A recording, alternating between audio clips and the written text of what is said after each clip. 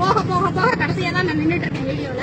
அத வந்து நகர செயலாளர்கிட்ட அரெஸ்ட் ஆகி உட்கார்ந்து இருக்கிறப்ப சொல்றேன், விடுதலை ஆகிற வரைக்கும் அவர் எந்த விதமான நடவடிக்கையும் எடுக்கல. மன்னிப்பு கேளுங்கன்னு சொன்னா கேட்கறதுக்கு எங்க வீட்டுக்கார உள்ள கூட்டிட்டு போய் அவங்கள வச்சு அடிக்கிறதுக்கு ஏற்பாடு பண்றாங்க. இதெல்லாம் என்னால கேட்கவே முடியாது. தைரியமா இருக்கிறேன், எனக்கே இடுப்புல கைய வைக்கிறான்னு சொல்லி அந்த நகர செயலாளர் கேட்கறதுக்கு துப்பு இல்லைன்னா திமுகவுல எந்த பொம்பளை வந்து இருப்பா? நாங்க வளர்றது கண்டிப்பா கரூர்ல இருக்கிற யாருக்குமே பிடிக்கல. திமுக காரங்களுக்கு என்னுடைய வளர்ச்சியை தடுக்கிறதுக்காகவே ஆளாளுகளை தூண்டி விடுறாங்க.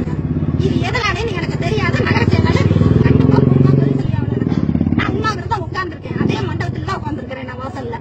இதுக்கு தளபதி வந்து எனக்கு என்ன தீர்ப்பு சொல்லணுமோ சொல்லட்டும். ஏன்னா மாவட்ட செயலாளரும் என் பக்கம் கிடையாது, நகர செயலாளரும் என் பக்கம் கிடையாது.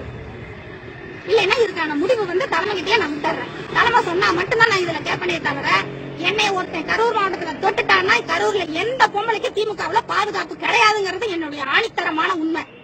நாங்க எல்லாருமே கட்சியில இருந்து விலகிற மாதிரி தான் வரும். அதை பார்த்து தளபதி என்ன முடிவு சொல்றாரா சொல்லட்டும். அவ்வளவு.